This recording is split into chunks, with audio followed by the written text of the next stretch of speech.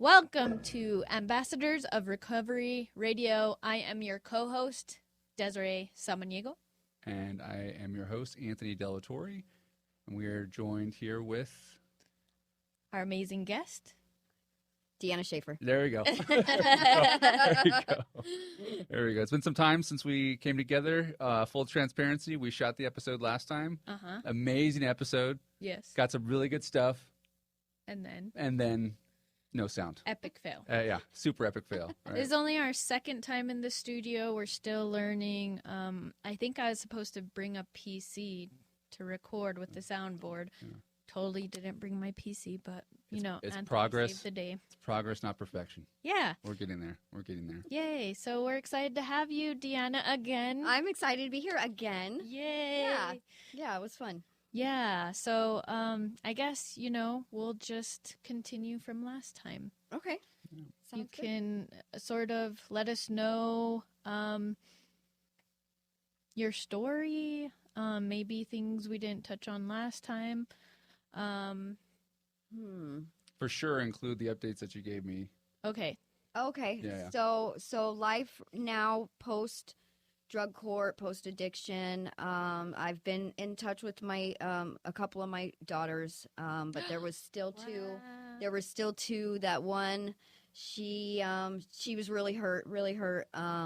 So she hasn't been ready. And then my youngest She hasn't one. been ready for what? She hasn't been ready to talk to me. She's still working on her stuff. Yeah, she handled it really hard, me not being there especially through her teenage years. Mm-hmm. And so she struggled. I reached out to her over Christmas, sent her a message like, hey, I really miss you. I want to talk to you. Mm-hmm. And she pretty much said, I'm not ready.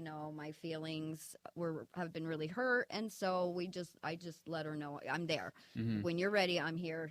I understand and I'm sorry. And so she called me on Friday, just very random. Nice. Friday night, she just called me out of the blue, and she said, goodness. Yeah, and I was like super surprised but nervous. Yeah. And she said, we don't have to talk about anything heavy, so. Yeah. Wow, that's a big step. Yeah, so we didn't talk about anything from the past. We just talked about our life in the present. Mm-hmm. Wow. Nice. So, life in the present. I love how you said that. Yeah. Yeah, so it was a really good call. We spoke for a while. We talked a lot about our cats, and we'll get into the cats soon. Yeah. Sure. Okay. Uh-huh. So, but yeah, it was great. It was good. So, so another bridge mended.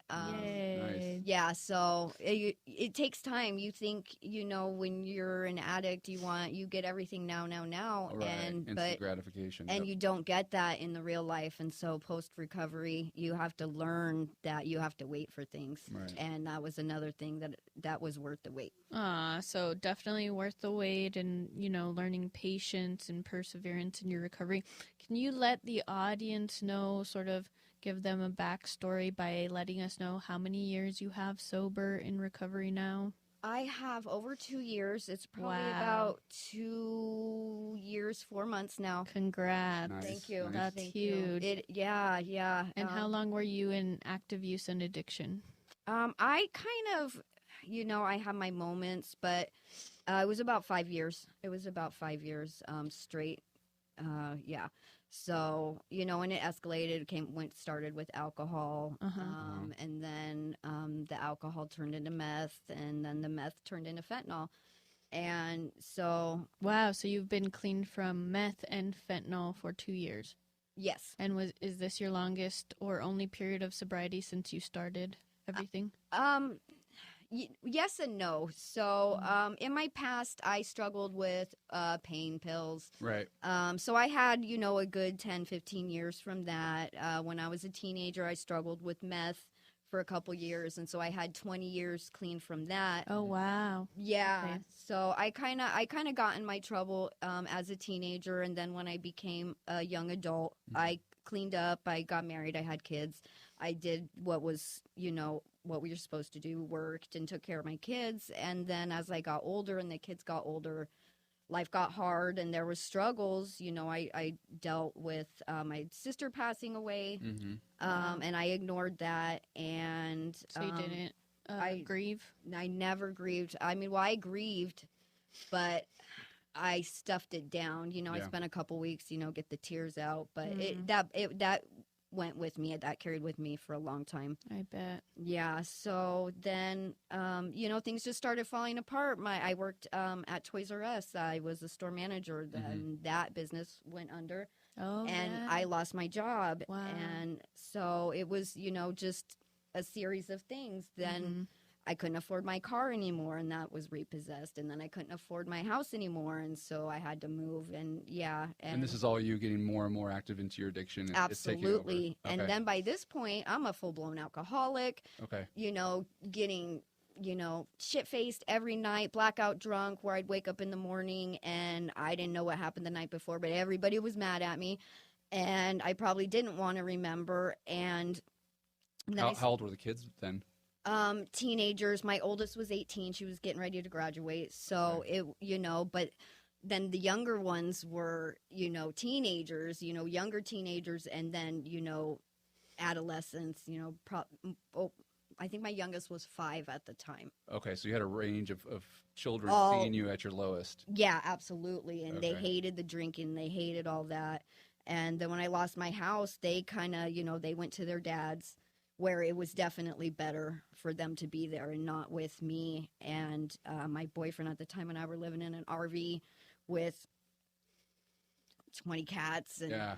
And so you turned into the cat lady. I turned into the cat lady, yeah, because I had all these cats at my house, and I couldn't just, and it was sad, and I loved them, and I wanted, and then it was COVID, and so you couldn't just surrender animals, and I reached out to Pack and through emails, like, I need to rehome these cats. Help me. What can I do? And they would send back a message like, oh, well, tell me a little bit about each one. And I'm like, okay, I'm an alcoholic. I'm doing meth. Like, you want a bio on all of my cats so that you'll help me find homes for them.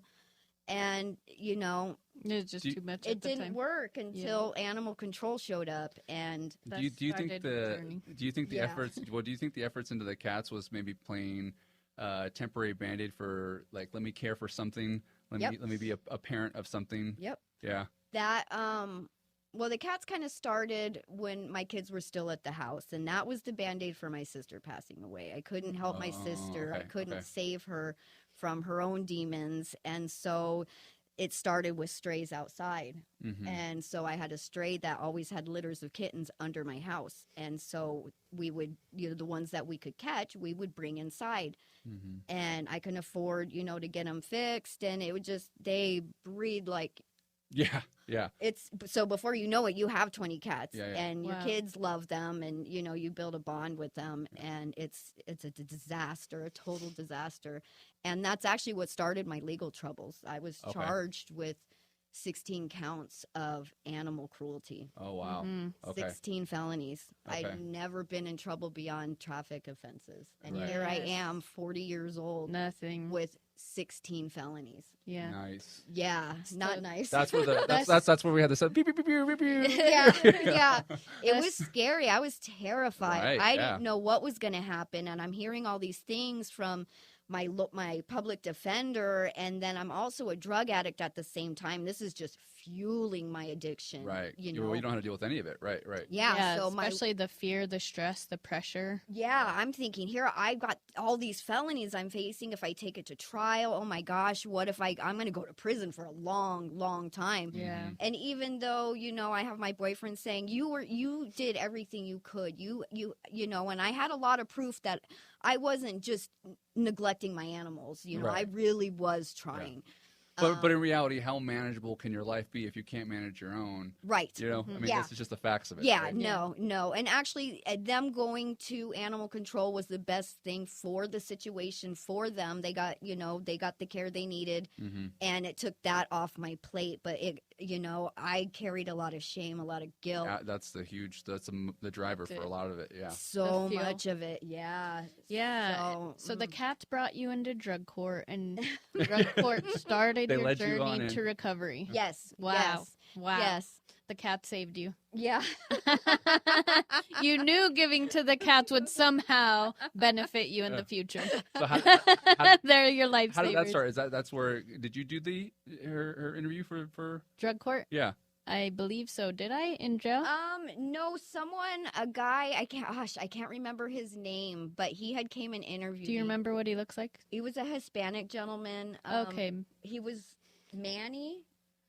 No, Luis? I don't know. Luis. Yeah. Okay, yeah. Okay. Yeah, so I was on standard, and I absconded from standard because, of course, I was a drug addict, and my PO was super scary, and so, I absconded, so I went back to jail, and then even screened. Yeah, then they screened me, so although my charges weren't drug related, I had a drug problem. Right. That was the primary presenting problem that the court deemed was, connected to the felony charges. And right. So if it's a primary presenting problem, your substance use disorder, then you meet criteria to come into drug court. Which is an amazing thing because it helps broaden the blanket, right, on people getting the help that they need and getting screened to the specialty courts. Absolutely. Without needing, to a specific drug charge. Drug charge like possession or anything. Yep. Right.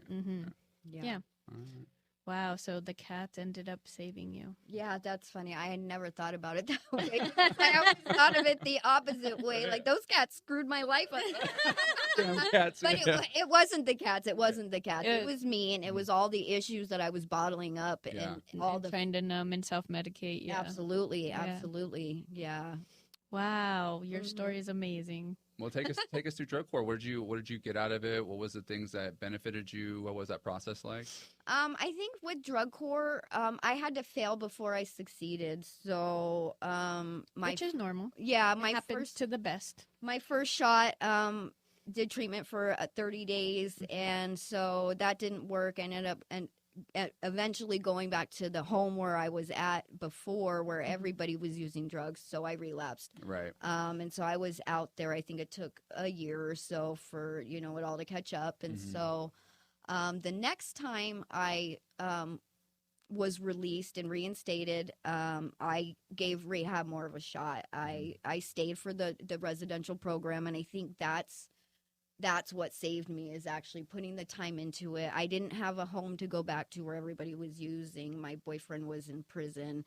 And so that always helps. It does. It always helps. I'm not going to lie. A lot of my participants that graduated, take pause, the boyfriends were in prison. And they finally did it. Yeah, it's true. It's true. Yeah, I can't say had he been out, I wouldn't have stayed. Right? I probably would have left it. I hate to say it, guys. It is against you. It happens all the time. Yeah. When I had participants that would get, picked up, they had absconded once or twice, but the judge saw something in them, the court saw something in them, and I wanted to keep working with them. If I wanted to keep working with them, the judge honored that. And I don't know how many times I heard, oh, yeah, well, my boyfriend's in prison, and then, they would just kill it. Yep. Yeah. Oh, there goes that distraction. Now you can love them from afar, writing letters, having conversations, still have that security that, okay, my boyfriend's there, we're still together, he's safe, but being able to really focus on yourself and your recovery. Well, there's something deeper in there, too, is understanding for those people that do go through that process and do get those insights.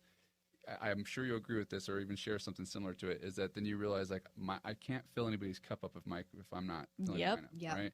So sometimes it's so hard to get through, and like, hey, just take the break, just work on yourself. Yep. And there's a lot of resistance there, but then it's like when they go through it, there's this, I get why you guys were trying to help me. Right? Now I know what it means by focus on myself. Everyone kept telling me. But, so tell us about your time in treatment. Was it at the Haven? Yes, it was at the Haven. So my first experience at the Haven wasn't so good. I did all the things you shouldn't do. Don't hang out on the quad. Don't be involved in the drama. Don't be involved in the drama. Yeah, keep to yourself. So that's what I did the second time around. Awesome. It was really helpful. I just focused on me, and it didn't mean that I didn't make friends and I wasn't friendly with people, but I wasn't with that. I'd go and I'd smoke my cigarette and I'd go back to my room. And so I found pleasure in reading books and not isolating, but like a healthy, like, balance. I'm on my own. I'm doing this for me. I'm not doing this for you or your problem. Good. And it worked. And I had no discipline issues, nothing. It was great. So the second time around was good. Amazing. Who is Did your therapy go well? You said you remembered Miss Nati. Miss Nati, yeah, Miss Nati. Oh, she's so funny. She's my favorite. Yeah. She wasn't my therapist or my, it was Violet. I don't know if Oh, Violet is now supervising over IOP, and I love Violet too. Oh, wow, nice. That's nice that she's back. Yeah. Violet was my therapist, and she's great. Awesome. But Miss Nati, she is the haven. She's a legend. Yeah, she really is. I think she's been there since the place opened. It's really... Yep. Really sad what's going on there now. Yeah, and she started Native Ways. They had Yes. just had like their 20th anniversary where her and Native Ways were honored. So were you in Native Ways? I was not, no. Okay, you don't have to be Indigenous to participate in the culturally specific program, but yeah. Yeah, no, there was usually a waiting list to get into the Native Ways program. Awesome. Everybody wanted to be in it because they did a lot of really cool things. They did, yeah. Or they do, sorry, still do. My office is right across the way from Miss Nati.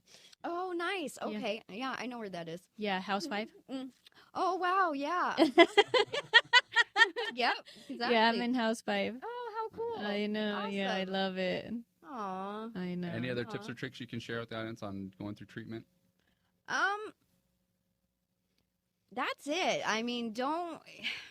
It's like a decision you have to make, and then that allows you to just be committed to your process, right? Yeah, absolutely. It's like you make the decision. Go to your classes, take them seriously, pay attention. Don't just, color and doodle and have side conversations. Like, be involved, pay attention to what you're learning, because they're not just giving it to you to fill your time. It's for a purpose, right. and it's helpful. And you may look at it like, oh, this is, common sense or whatever, but you have to find what works for you, because not everything's going to work for you. You have to work on your coping skills. You have to find out what your triggers are and how you're going to apply them, because someday your time, your protection in the residential program will end, and you're going to be back out on the streets. You're going to be at the bus stop where someone's smoking fentanyl, and you're going to be, in those places, and you have to know how to handle yourself once you're there. Amazing. I'm going to put you on the spot real quick before we kind of wrap up. So we still have 10 minutes. Okay. Well, one thing I wanted to say is when I got introduced into Deanna, right, was her joining MRT. I got the privilege while of being... she is still in drug court? I got the privilege of being the facilitator of that group. I do remember when she came in, she was dealing with a little bit of bumping heads with court because there was a false positive for some stuff, right? Oh, that's the worst. I'm sorry. But I also remember giving her great praise because she dealt with it with grace and maturity. Good and she kept on focusing on herself, right? Which is hard to do. Absolutely. Because you're doing everything right, and then the court's telling you, and I don't think it's that. It's like the error of the false positive, but feeling like people are seeing you as guilty is probably the harder part. So I gave her so there's a deeper topic on how she dealt with it, right? Okay. I made a point of sharing with them personal experience and having a false positive and going through DCS and understanding like, hey, you guys are tied together. DCS isn't going to really listen to, it's a false positive, right? But you got to figure a way through it, right? Yes. So what I'm interested in hearing is through your MRT process, right? Because I know that you built a great, relationship with the facilitator that you're now working with us. You're doing an amazing job. Is what are some core principles that you learned that have helped you now? Be honest. That's the number one thing. You have to be honest. That's huge. And so when you're being confronted with a false positive and you're feeling like you're crying in front of the judge, like, I swear I didn't, you have to stand by your honesty, and you don't let it bring you down. So, okay, this happened.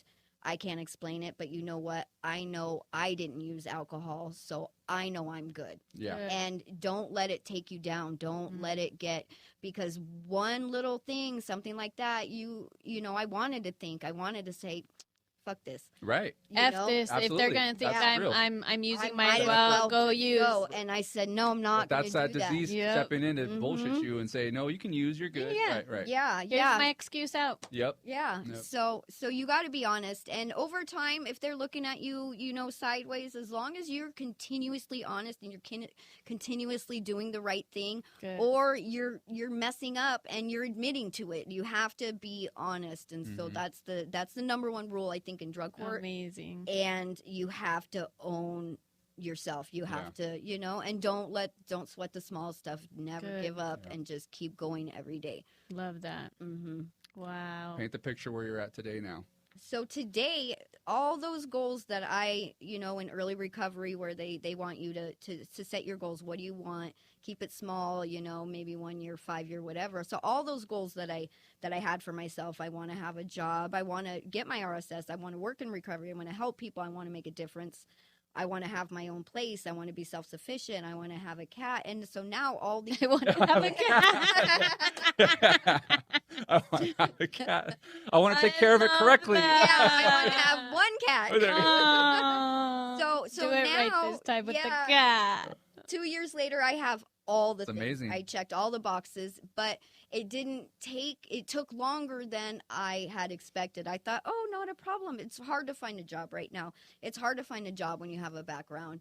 You got to find your purpose and where you're going to be and what you want to do, and don't give up. Yay, Amen. you got to find your purpose. I love that. Yes. Do you know how blessed you are to even have the awareness that you are either looking for, wanting, or do have your purpose?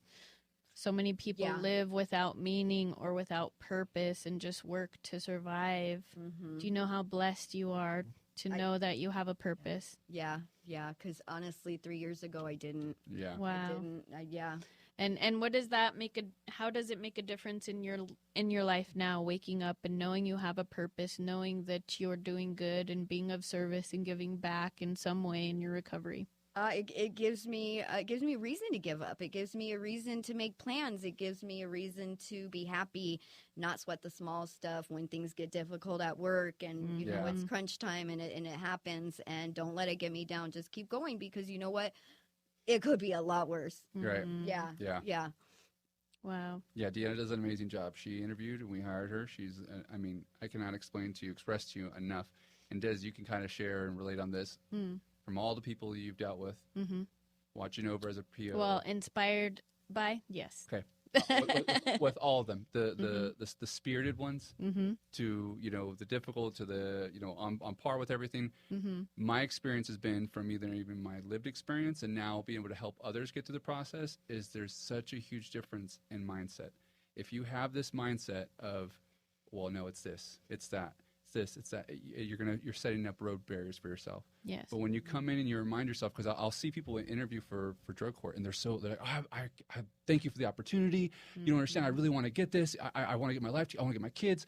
And then they get to like MRT area, and they're like, all right, yeah. Well, do you understand? I'm trying to do this. And it's like, well, hold on. What happened to that mindset, that attitude of gratitude? But when I see the people stick through that mindset and understand, like, you know what? I get it. I made some choices. I'm here. I'm going to do the best I can.